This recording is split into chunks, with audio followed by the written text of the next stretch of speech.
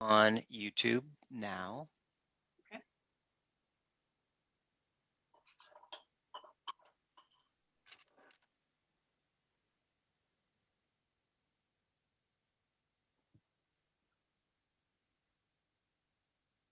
Okay, that's working.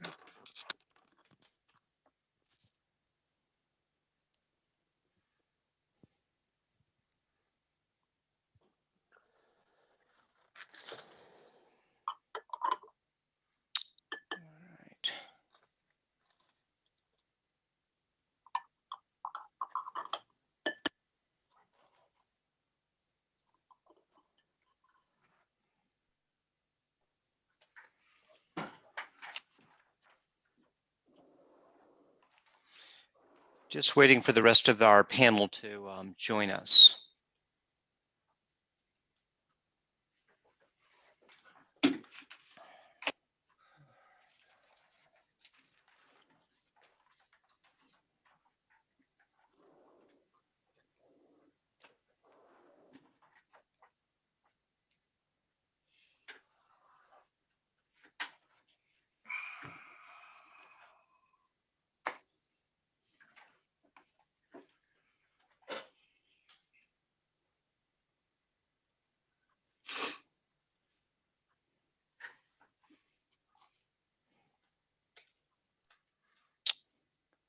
And I put the agenda in the chat just in case folks don't have it handy.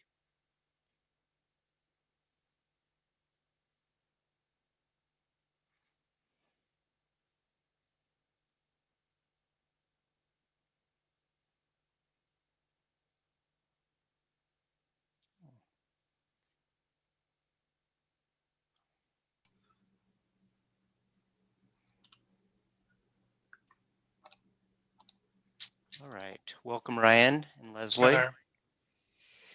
All right, so let me start the meeting and turn it over to, just give me one moment. We are recording live on YouTube.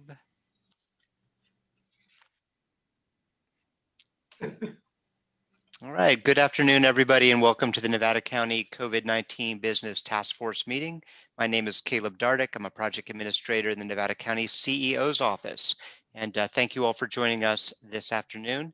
And our first item, welcome from Supervisor and Chairman Dan Miller. Well, can I wait till June 15th? You know, it's really going to be interesting how this rolls out, and getting mixed messages from different lawyers as far as on June 15th when Newsom rolls back the COVID mandates, whether that means that all masks off, or if there's going to be some local control. And we're not going to do anything as far as the county, but you know, there's people that are still up in the air as to, you know, what they're supposed to do. And I think the confusion will probably continue, because I think Kristen's driving the conversation up there in Truckee, and we'll have to see what Kristen comes up with. Okay, you're on, Kristen. The ball's in your court. All right, just remind everybody that you can ask questions in the chat or use the Q&A function. I know some of you are using YouTube. I'll try to check that as well. And with that, I think Ryan Groover, our HHSA director, can give us the public health update. And that is the big question these days, is what will change, Ryan, on June 15th? And I'll share my understanding of what that's going to look like, and I have a couple other updates. So I think I'll start with vaccinations, if that's okay. So first of all, the public health team, I'd like to give them a tremendous shout out. They've done over 25% of the vaccinations in Nevada County this year, so of the COVID vaccinations. over 22,000 doses administered. In a typical flu season, they administer less than 3% of the 45,000 flu shots that are administered in the county. And so through their direct work and the work of the resources that they've leveraged and coordinated in the community, they've undertaken a really heavy lift to help get us to where we are. And that's to 86,000 shots in arms for Nevada County residents, including both first and second doses as of this morning. So about 45% of our eligible population is fully vaccinated, with another 11% partially vaccinated, for a total of 56% with at least one dose. So we've made great progress, considering that the vaccine's only been here since late December. But I will say that it's not far enough. The state average is 64.6%. And if you contrast with a county like Marin, that's over 84% with at least one dose and 70% fully vaccinated, they're approaching the level of herd immunity, and we're not there yet. So it's important to get more progress. It's also, last year clearly demonstrated that there's seasonality to COVID. And so the low cases that we're seeing right now are probably a combination of the vaccinations and the warmer weather. And so it would be great to get a point where we're closer to herd immunity before we get to the winter months. And to that end, the state has announced a vaccine incentive program that many may be aware of, where they're actually offering cash prizes for people who get vaccinations. So there's 10 prizes of $1.5 million to be announced on January 15th or June 15th. And then they're doing Friday, I believe 15 for 2 consecutive Fridays, $50,000 cash prizes. And then there are $50 gift cards for anybody who gets a vaccine between now and June 15th. So my 14-year-old has already determined that he is the winner of one of the $1.5 million prizes. So one of them is off the table. My 14-year-old has. Can I get vaccinated again? I want that $50. Well, the $50, yeah, is a problem. But if you've been vaccinated already, you are automatically entered into the $1.5 million prize. So there's still a chance. Yeah. Well, thanks. That's good news. Thanks, Ryan. So, yeah. So in terms of COVID cases, we have great news. Our cases have declined significantly in the last few weeks. I believe last time I spoke, we were still seeing significant cases and not advancing nearly as quickly as the rest of the state. We've now declined from a peak of almost 400 cases in a week around the winter holidays to just 30 cases in each of the last 2 weeks.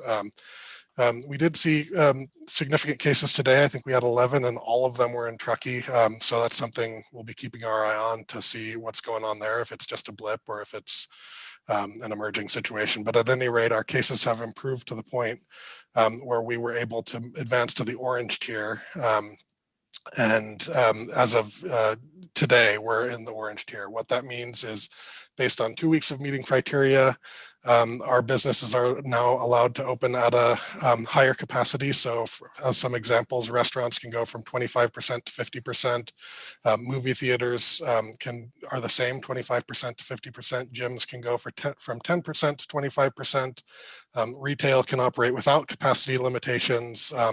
And then there are more details, and I can share out a link to where people can see the specifics there. Getting finally to what Caleb brought up and Supervisor Miller brought up in terms of June 15th. So what we've been told and what the state has messaged publicly is that essentially on June 15th, most requirements are going to be lifted entirely.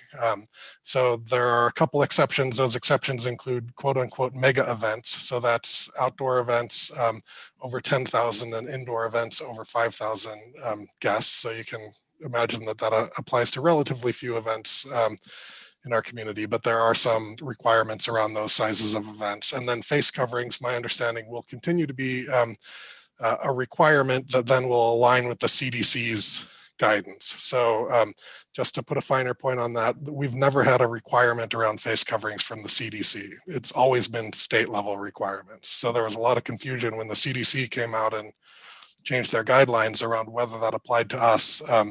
And they've always just issued sort of recommendations, which the states then echo. And so the state has indicated that on June 15th, they will align with the CDC's guidance, but that it will be a requirement under the governor's emergency order. So what that means under the current CDC guidance is that for fully vaccinated people, they'll be able to be unmasked in most situations.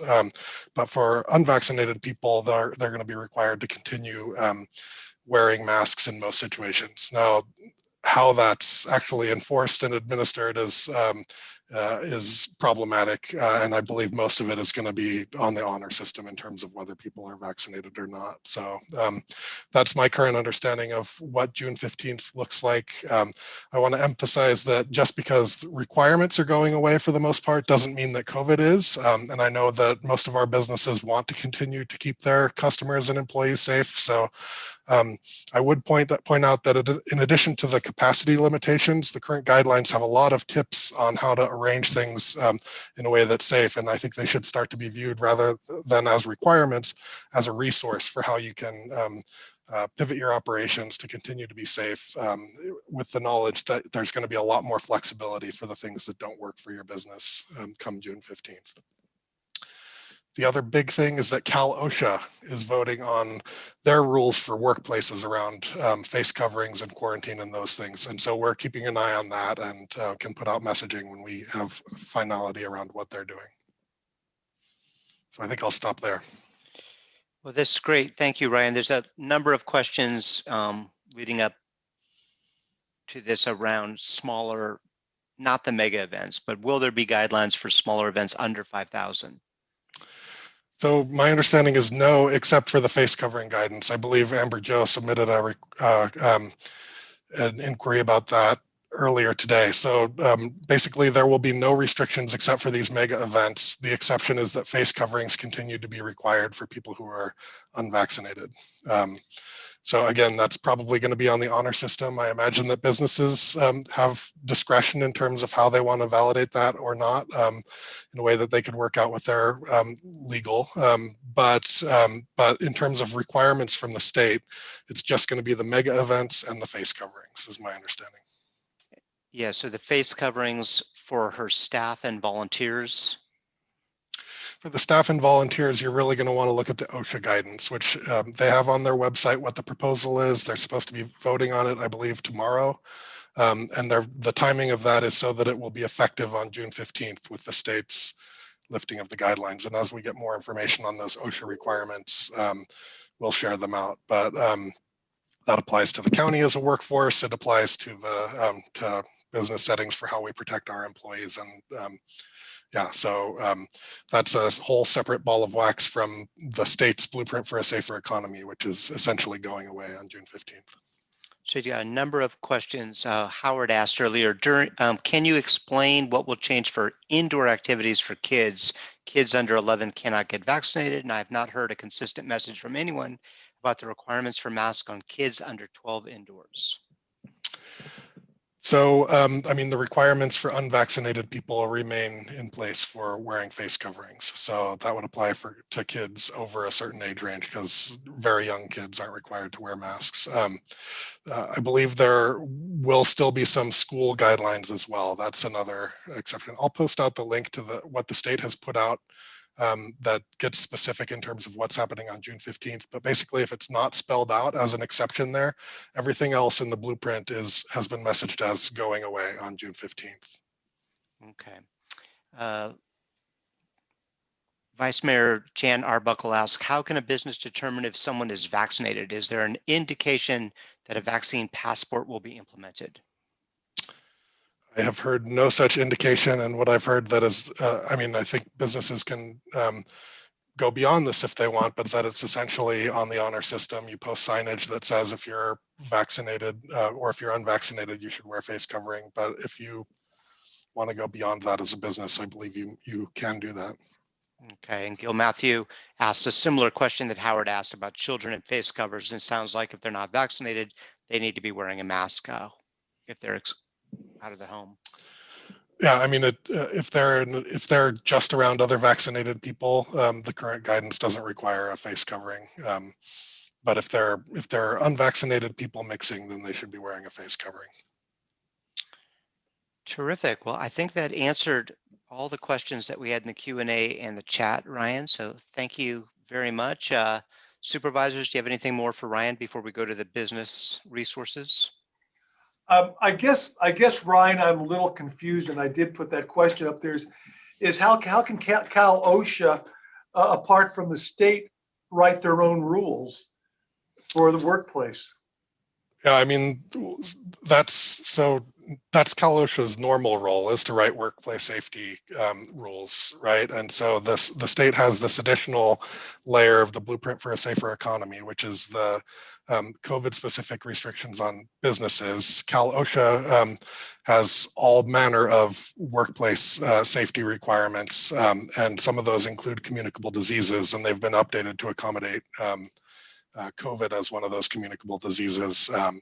And so really this is, in a sense, returning to quote unquote normalcy, because they're relying on Cal OSHA for the workplace safety rather than something coming from public health or the governor's office. So there's a possibility then that, say here at the county building, if OSHA felt necessary, we could still be required to wear a mask here at the county building. That is correct, although my understanding, and we'd want to bring somebody who's more of an expert in the OSHA things on to talk about this, but my understanding is that they're attempting to align around the CDC guidance as well. There are some requirements in terms of what employees are to be offered if they're unvaccinated, and that kind of thing. But my understanding is that they're trying to have some provisions that allow for people who are vaccinated to not be wearing face coverings. But as we get those final rules, we can certainly push those out. Okay, thank you. Ryan, I might have contributed to the confusion here in this question from Howard again in the chat, but if the kids are unvaccinated and they're mixing with adults, I thought I heard you say if all the adults are known to be vaccinated, they don't need mask.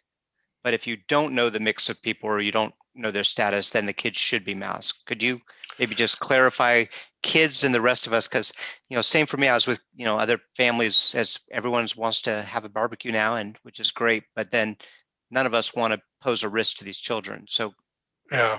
So, okay, a couple things. Under the current gathering guidance, people are allowed to gather, even if there's, so vaccinated people are allowed to be unmasked if they're gathering with one household of unvaccinated people, right? So the intent is that you're not having unvaccinated households mix.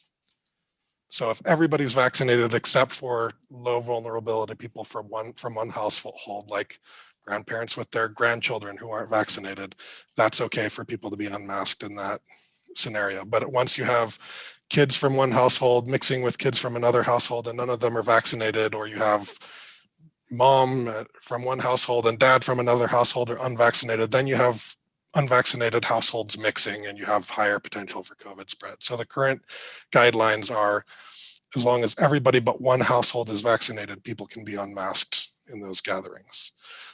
What's happening on June 15th is that the CDC guidance is going to be what the state incorporates into their requirement. And so I would point people, and I can find the link to it, I'll point people out to the CDC guidance on what that means. But basically, vaccinated people are allowed to be unmasked in most settings, and unvaccinated people would still be required to wear masks. So I think it's actually a little more permissive than what I just described, because even if there are multiple households, the vaccinated people could be unmasked in that scenario, if that makes sense.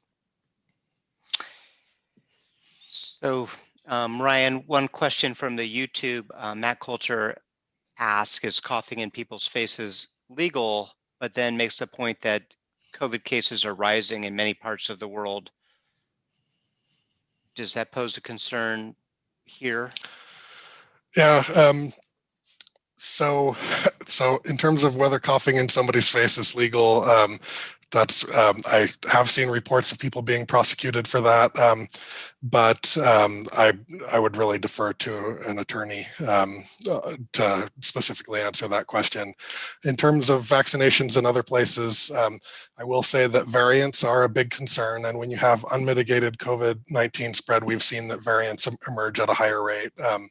And I think the big concern for everybody is whether a variant will emerge that penetrates the protection of the vaccine. So far, the vaccines are highly protective against all the known variants.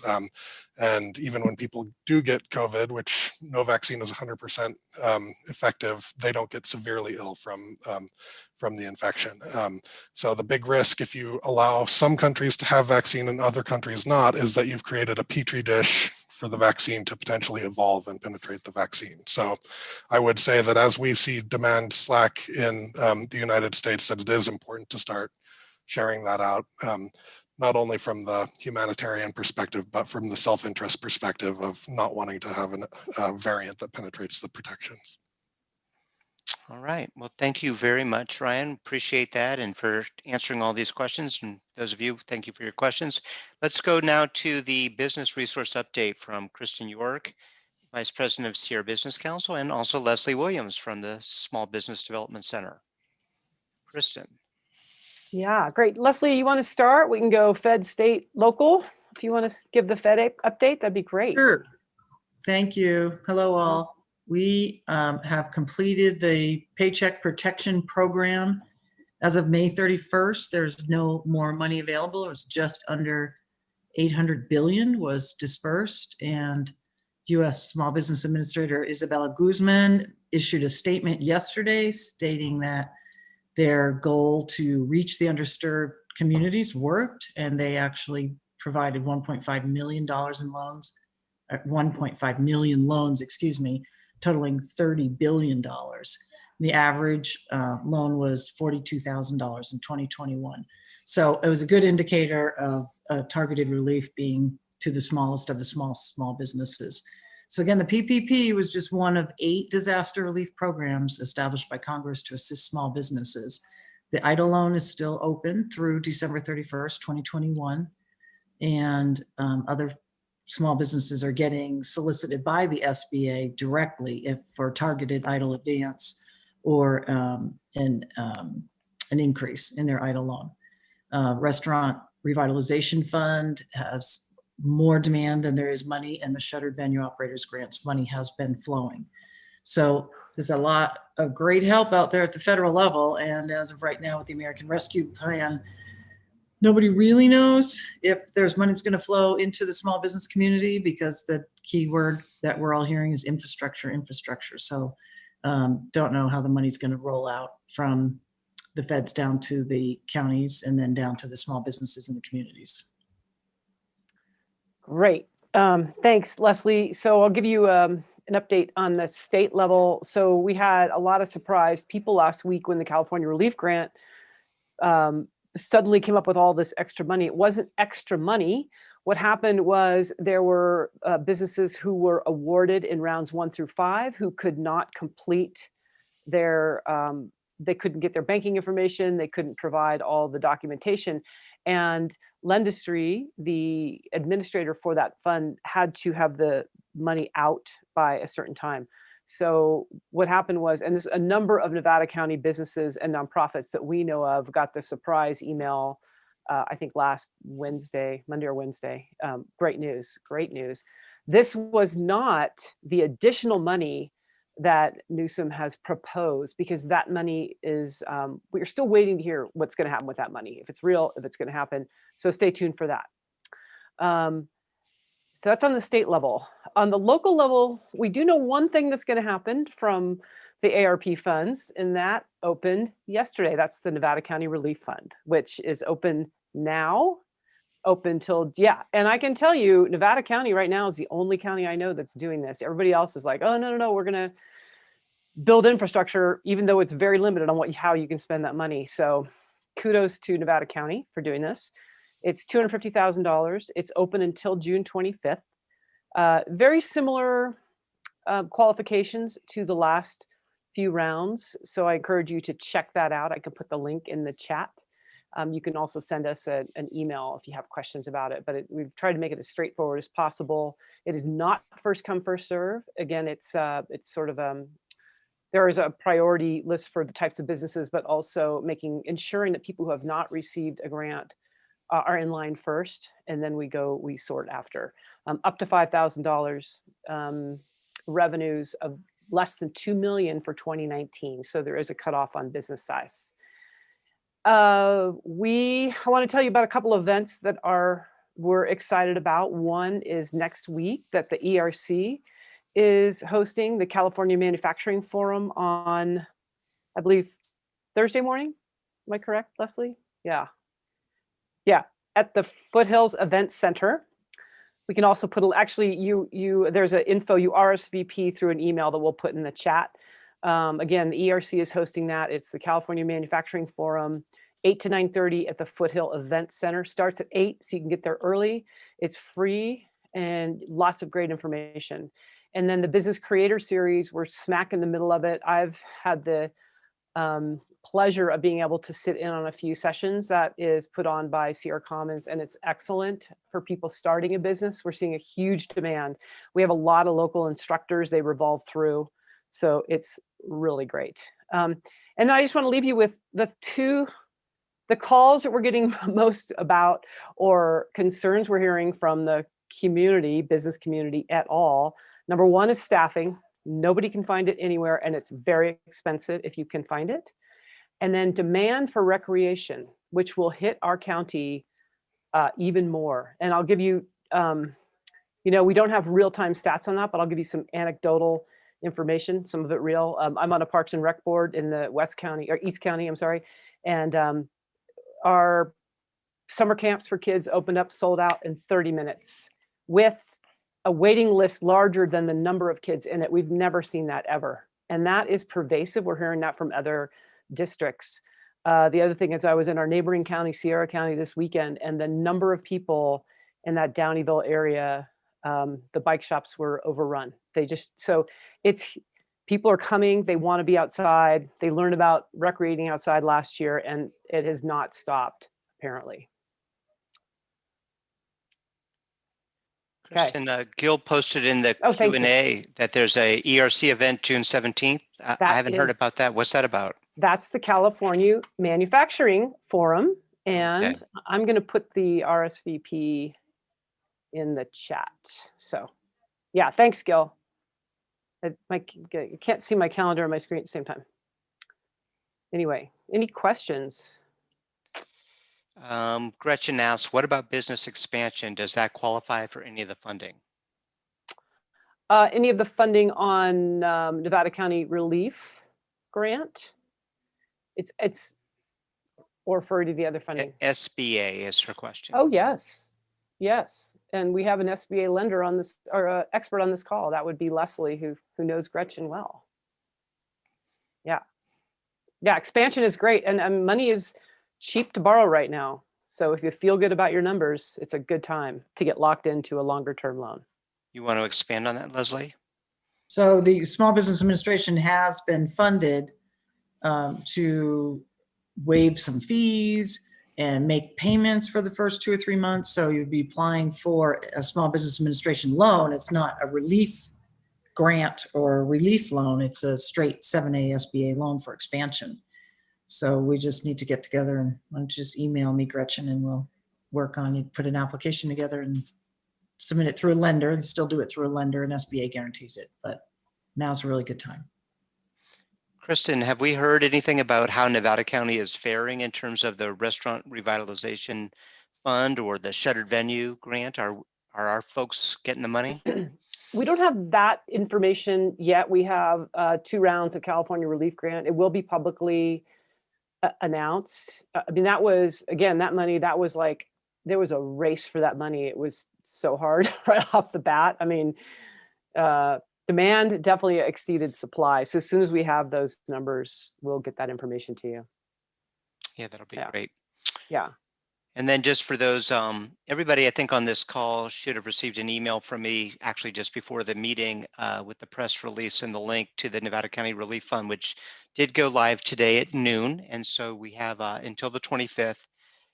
And if you would help spread those, share them. I know Robin Davies has already shared it with the Grass Valley Chamber list, but those of you on the list on this call who do have constituencies, if you'd be willing to pass the word, we would appreciate it. Went out to the media today, but I think if everybody helps, we'll try to reach as many small businesses as possible. And then some people have asked, why is this round for business only? And oh, look at that. Wendy Willoughby just asked that question. All right, Wendy, here it comes. We're looking to the county board of supervisors when they allocated up to $6 million for community and economic resiliency. I think at our last call, I outlined the 4 different proposed grant programs and loan program. Now we're just developing those programs, making sure they fully comply with Treasury guidance. So, that requires a little bit of work to get all of that lined up.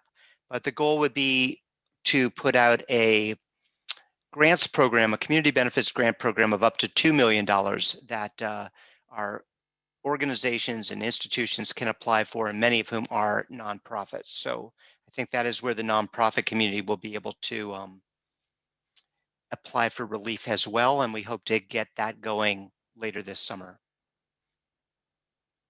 All right, Michael Lamarca wrote that Sierra Theaters applied and have not been notified of an award as of today. We should know by next Wednesday. All right, Michael, fingers crossed.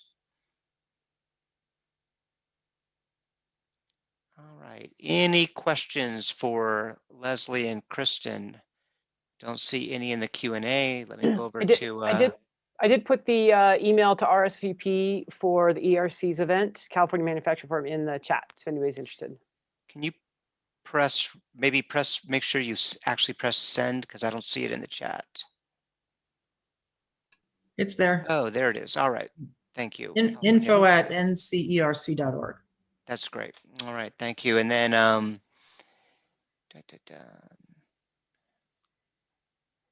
okay, this question again is from Matt Coulter for you, Ryan, if you don't mind. Sierra College Vaccine Center, how long will we have a vaccine center there? Where will people be able to get vaccines in Nevada County? So the Sierra College resource, we were grateful to have it, but it's been highly underutilized in terms of its capacity. I think it had something like 39 appointments for a whole week and has capacity to do north of 1,000. And so it's going to be retiring as of, I believe, June 5th. And people will be able to get vaccinated at our Whispering Pines Clinic, which offers the Pfizer vaccine. And we're going to be providing additional options for weekends and special times for people that have trouble getting in during normal business hours. And then there's a number of providers in the community as well, including Docomos, several other pharmacies, private medical providers, and all of those appointments and locations can be accessed through myturn.ca.gov. All right, thank you. Okay, well, this meeting has gone by very quickly, and I don't see more questions.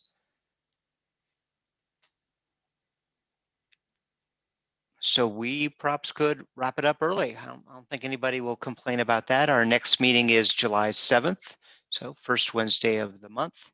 And of course, we'll continue as we hear of any new resources of information to get it out to you by the email as quickly as possible. And then again, I want to encourage people, if you've been receiving emails from me, we want to get away from that. We'd like to be able to use this a business task force newsletter. So if you haven't signed up for that yet, please do now. That would be great.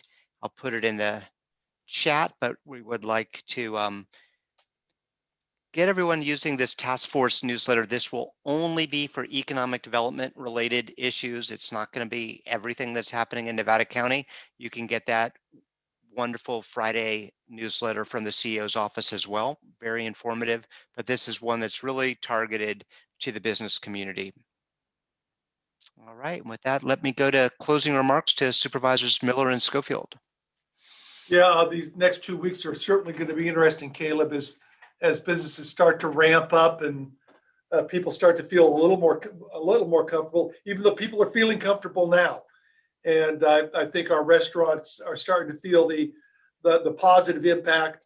The Willows, Serenos, Toffanelli's, all my favorites are open, Maria's and Margaritas. Margaritas obviously does have Arley's Margaritas, which are the best in Nevada County. Just a little pitch there for Trevor. Yeah, I think as we move into this and the vaccination rate still continues to go up, I think businesses are going to be feeling pretty good as long as they can get, people to work. There still are a lot of help wanted signs out there throughout Western Nevada County. I don't know what it's like up there in the Truckee area, Kristen, but Western Nevada County, those signs are all over the place. So Yeah. hopefully people We are have- going to want to go back to work. We have restaurants that could open for indoor dining, but can't because they cannot find, and usually like that's a coveted sort of job, right? Yeah. Being a server in a ski town or a bartender, and so they can't, they're still takeout. We have another restaurant, very popular, one of my personal favorites, that is looking to close an additional day a week because they cannot, they're working their staff 7 days a week. And it's, it's a big problem. We have a housing problem too. The rents Yeah. are astronomical, and an awful lot of people have moved up into their second homes. Yeah. So they're no longer a rental. So I've met 24 young people, servers, that are leaving Truckee. They Yeah. So can't you live had a lot of that happen then, Leslie, Mhm. where when you can't work, you got to go someplace where you can afford. They're to live. leaving. Yeah. You know, The other issue, I mean, it's a very systemic thing, is childcare is a huge issue. If if your wages are only at a certain level and you're looking at putting multiple kids in a paid program, like forget it, you might as well stay home. And we're actually, Jess, who's not on the call, our teammate is, she's designing a class for in-home. It'll be web-based, so we'll offer all throughout the county, but for in-home daycare, how to start that business. So from permits to licensing to, the whole gamut, safety, et cetera. And we're working with the Family Resource Center to deliver it in Spanish as well. It's a real problem. Yeah, well, hopefully we'll be able to work through this and work through it and quickly. I can't wait to go back to Sierra Cinemas or the Del Oro and sit down and watch a movie on the big screen, Michael. Well, and Michael Yeah. just said that you not only will be able to, but you'll be served by high schoolers. They're getting lots of applicants, Oh, mostly good. high schoolers for those jobs. Good. Yeah. I So think that's all I have. Supervisor Scofield might have something to say, though. Well, I really don't have anything, Dan, but I would say, me personally, I kind of wish the governor had moved it up a little bit. Because I really have the impression a lot of people are moving on. And one of the biggest concerns that I have right now is when they talk about these mega events, how does it impact the fair? And a number of the big festivals are going on out there also. And, here it is June and they're trying to plan for a fair and really don't know what the outcome of June 15th is going to be. So I guess we just need to be patient. That's what I'm willing to do. And like you say, Dan, it's going to be interesting to see what comes out on the 15th and where we stand from there. Maybe it'll be like Y2K and, nothing Thanks, will Karen. happen. Kristen, I was going to say that. I'm glad I'm too young to remember what that means, but not really. Yeah. all right. So anyway, hopefully our businesses are going to rebound strongly, and people are going to, get out and frequent those businesses that really suffered. So looking forward to a resurrection of Nevada County and our businesses. All right, we're getting a few quick last minute questions here. The first one is Supervisor Scofield. I bet you know the answer. Is the county fair is scheduled for this year, I recall reading, right? So they're going to do it. The question is, what will be the protocols? Yes, there is. It is scheduled, and they are planning on having a fair. They're doing contracts for concessions right now. But again, the big question mark is there going to have to be some kind of social distancing? Is there going to be some kind of a maximum on the crowd? And that impacts folks like the carnival coming in. Now, Butler Amusement is planning on coming back this year.